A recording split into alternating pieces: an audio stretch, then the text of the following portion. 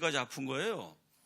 그 백두산 밑에 있는 마을에 자그마한 조선족 교회가 있었는데 청년들이 마침 자체 활동 시간이라 니들끼리 뭐 레크레이션하고 놀아라. 그리고 저는 그 교회당 옆에 교육관에 들어갔어요.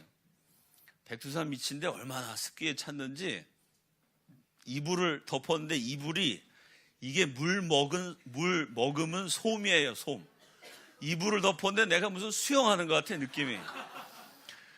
아이, 몸이 얼마나 그때 탈진했는지요. 여름인데도 이빨이 부딪혀갖고, 덜덜덜덜 부딪혀갖고 제가 방석 같은 거 입에 물고 있었어요. 오한이 나가지고 온몸이 막 떨리는 거예요. 그러니까 내가 젊고 팔팔했지만 또 체력도 좋은 전도사였지만 야, 이건 내가 이러다 쓰러지겠다? 이게 걱정이 되는 겁니다. 그거 누웠는데 뭐 이빨은 덜덜덜 떨리지, 습기는 꽉 찼지, 몸 전체 뭐 머리부터 발끝까지 뭐 2달 내내 잠 제대로 못 자고 그냥 계속 뭐 선교하고 뭐 하고 그랬으니 이제 마지막에 탈진이 와가지고 온몸이 다 아픈 거예요. 야, 이게 내가 아픈데 이거 이러다 쓰러지면 큰일 나는데 여기 병원도 없는데 어떡하나 하다가 내가 뭘 하면 원기를 회복할까? 제가 별로 경건한 전도사는 아닌데 그 지경이 되니까 그래, 내가 성경을 읽자. 이제 거기서 성경을 읽었어요. 로마서를 딱. 근데 성경을 읽으면서 이빨이 덜덜덜 떨리니까 방석을 딱 깨물고, 하나님, 이 말씀이 그냥 말씀이어서는 안 됩니다. 이 말씀이 저에게 약이 돼야 됩니다. 이 말씀이 저에게 양식이 돼야 됩니다. 이 말씀이 저에게 에너지가 돼야 됩니다. 지금 나 이 말씀 가운데 에너지를 얻고 양식을 얻고 약으로 이 말씀으로 치료되지 않으면 제가 이 남은 일정 100명이나 되는 인원을 이끌고 내가 담당자인데 이걸 끝까지 선교 일정을 마무리할 수 없습니다. 저를 살려주십시오라고 기도하면서 제가 성경을 읽기 시작했어요. 아, 얼마나 피곤했는지. 사람이 너무 피곤하고 아프면요, 숨 쉬는 것도 힘들어요. 호흡하기가 힘들어요. 지쳐가지고.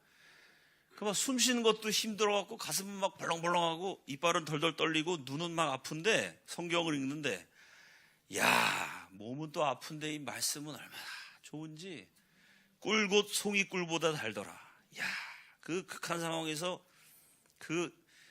너무 몸이 떨리니까 그 습기 찬 이불이라도 덮어야죠. 그 더러운 냄새나는 허름한 헛간 같은 교육관에서 성경을 읽는데, 와, 이 말씀이 그냥 내 존재의 깊은 곳까지 막 흡수가 되는 거예요. 너무 굶주린 상태에서 말씀을 읽으니까 말씀이 내 마음속에 들어오더니 막 이 말씀이 내 속에서 막 살아있는 것 같은 거예요. 이야, 하나님 말씀이 이렇게 좋구나. 막 성령 충만해져가지고 은혜를 막 받았어요. 그때 제가 잘 아팠던 데가 팔입니다. 상담 훈련을 받다 보면 이제 신체화 현상이라는 걸 배워요. 그게 뭐냐면 사람마다 스트레스를 받으면 그 정신적인 스트레스가 몸으로 갑니다. 그래서 뭐 사람들 질병의 80%는 다 스트레스 때문이다. 이런 얘기 들어보셨죠? 그 일반적으로 다 알고 있는 상식인데요. 그걸 규명하는 거예요. 그러니까 예를 들어서 이 땅바닥이 평평해 보이지만 비가 내리고 나면은 어디가 높고 낮은지를 알죠. 비가 내리면 낮은 곳에 물이 고여 있죠. 똑같아요. 스트레스가 비처럼 우리 몸에 내리면요, 그 스트레스가 우리 몸 가운데 제일 약한 데 쌓여요.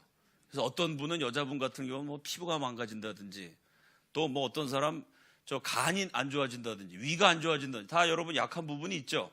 그 약한 부위에 스트레스가 쌓이게 돼 있어요. 이제 그걸 밝혀내는 게 이제 신체화 증상으로 치료를 하는데, 제가 상담자 훈련을 받을 때 저의 신체화 증상은 팔이라는 걸 발견했어요. 저는 스트레스 받으면 팔이 저려요.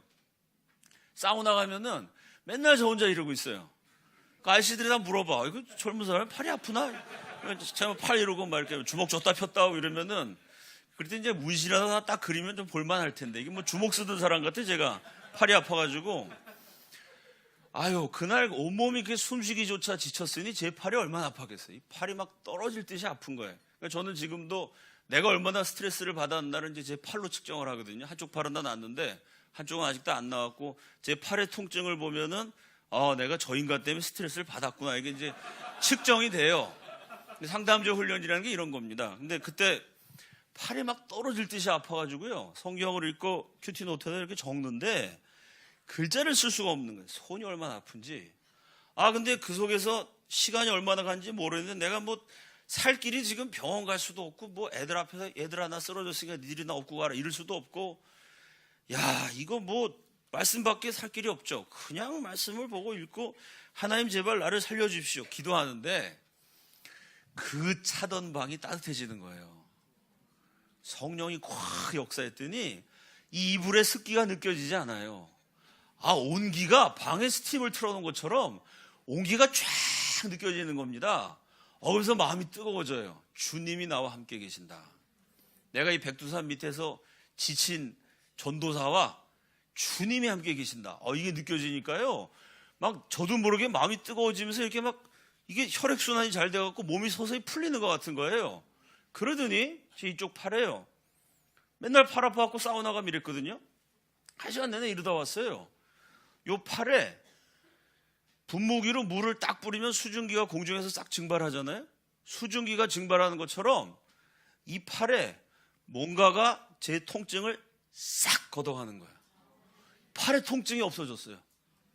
와, 내가 기도하면 하나님이 고쳐준다고 설교를 무지하게 많이 하고 다녔는데 내 설교가 맞다는 걸 체험했어요. 제가 거기서 내가 설교했던 게 사실이구나. 제가 뭐 그전에 별로 아파본 적 없어서 제가 뭐 직접 몸이 아팠다가 나은 적이 없었거든요. 진짜 통증이 싹 가셔갖고요. 지금도 제가 오른팔은 멀쩡하게 났어요. 그래 이거는 부인할 수 없는 사실이죠. 정말 성령이 나를 치유해 주셨구나. 그래서 제가 감동받아 거기서 기도했어요. 딱 너무 거의 벽에 기대 있다가 딱 일어나갖고 무릎을 딱 꿇고 이 사람이란 게 신기합니다. 제가 이렇게 뭐 믿음 좋은 사람이 아니지만요. 인간이 하나님이 지으셨기 때문에 아무리 날라리라도 진짜 주님이 나와 함께 계신다 이걸 체험하면요. 인생의 문제가 해결되게 돼 있어요. 아멘이십니까? 그러면 걱정이고 근심이 다 없어져요. 그 순간은 얼마나 좋은지요. 진짜 하나님 나랑 함께 계시는구나. 하나님 진짜 날 고쳐주시는구나. 내가 너무 좋아갖고 벌떡 일어나고 무릎을 딱 꿇고 하나님 왜 저에게 이런 은혜를 주시나까지 기도했어요. 주시나요 하려고 그랬는데요. 주시나 기도했는데 누가 문을 두드리는 겁니다. 문을 열었더니 아빠랑 딸이 서 있어요. 50대랑 20대입니다. 근데 그게 남편과 아내였어요. 그 남편하고 아내가 왜 이렇게 차이가 졌냐면요. 그 자매는 가족이 굶어 죽고 북한을 탈출한 탈북민이었어요. 고등학교 졸업하고 고등학교 다니다 중간이죠. 17살에 탈출해갖고 돌아다니다가 이제 40 넘은 조선족 아저씨랑 결혼을 하게 된 거죠. 그 당시에 남한에서는요, 북한에서 300만이 굶어 죽었는지 몰랐습니다.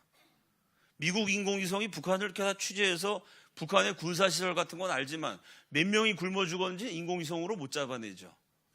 북한의 처녀들이 먹을 게 없어서 강 건너서 스스로 팔려갔다는 걸요, 남한에 있는 대부분 국민들은 몰랐어요. 북한 전문가들도 그걸 잘 모르던 시절입니다. 그때 제가 북한에서 기도하다가 팔에 이게 나가지고 하나님 왜 저를 고쳐주시지, 왜 이렇게 은혜를 베푸시나 했는데 문을 열더니 탈북자가 온 겁니다. 그때 제가 그 자매한테서 처음 탈북민을 본 거예요. 태어나서 처음으로. 북한 사람 처음 만난 거예요. 그때 20대 후반 전도사 시절에요. 보고 북한에 이렇게 많이 굶어 죽었구나.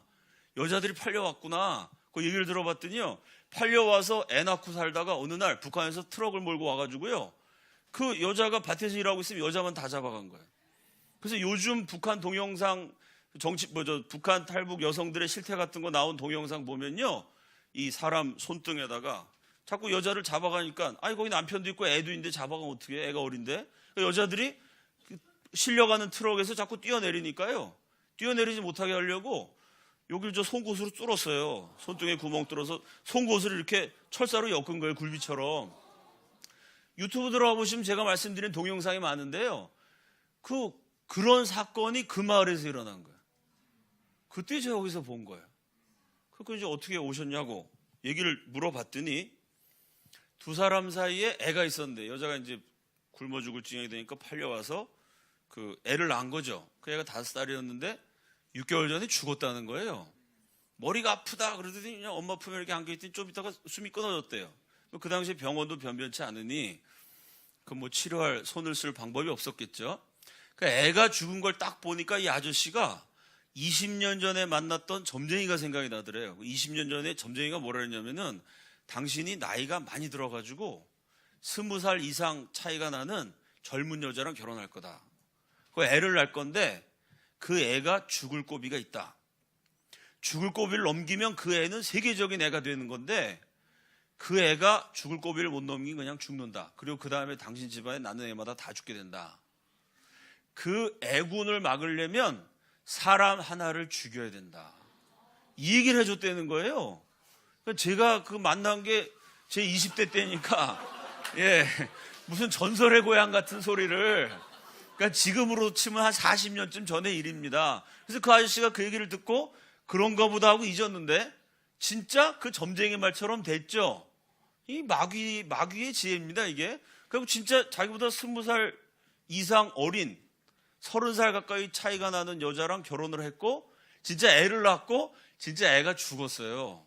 그러니까 야, 이 점쟁이 말이 맞는 거 아니야? 이거 앞으로 애들이 줄줄이 죽으면 어떡하지? 이런 생각하고 잠이 들었는데 꿈에 이웃집에 사는 한족 중국 사람이 이사를 갔다는 거예요.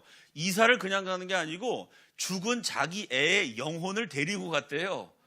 이게 아주 여러 종교가 섞여가지고 그 영혼도 나오고 하여간 복잡해요. 그래서 잠에서 딱 일어나서 옆집을 봤더니 진짜 이사를 갔다는 겁니다. 그래갖고 이 사람이 그때부터 칼을 품고 다니면서 그러니까 뭘 생각했겠어요? 저놈이 죽은 내 애의 영혼을 납치했다. 그러니까 애가 막 아빠 이러면서 갔다는 거예요, 꿈에. 그 애가 죽었으니 아빠가 얼마나 사무치겠습니까? 애 5살이면 얼마나 이뻐요. 그 어렵게 늦게 본 아들인데. 그러니 저 점쟁이가 말한 죽여야 되는 놈이 저 중국 놈이구나. 저 놈을 죽이면 이제 내 후손들은 다 안전하겠구나. 이러고 칼을 품고 사람들한테 물어서 그 당시 화장실에 벽 없이 사는 그 지역에서 그 중국 사람이 이상한 동네까지 가갖고 만나면 죽이려고 하루 종일 뒤졌답니다. 다행히 못 만났어요. 6개월 동안 그놈 죽인다고 칼 들고 돌아다닌 거예요.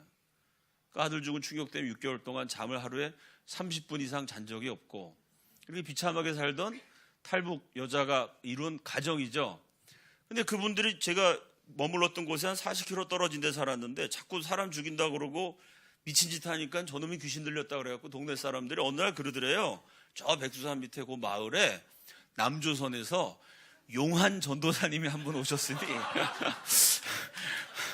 내가 용한 도사가 돼가지고 너 가서 귀신 쫓아라 이러고 이제 거기서 40km 떨어진 데를 자전거에다가 모타를 단 게 있습니다. 그러니까 이게 자전거에서 오토바이로 진화되는 중간 단계예요.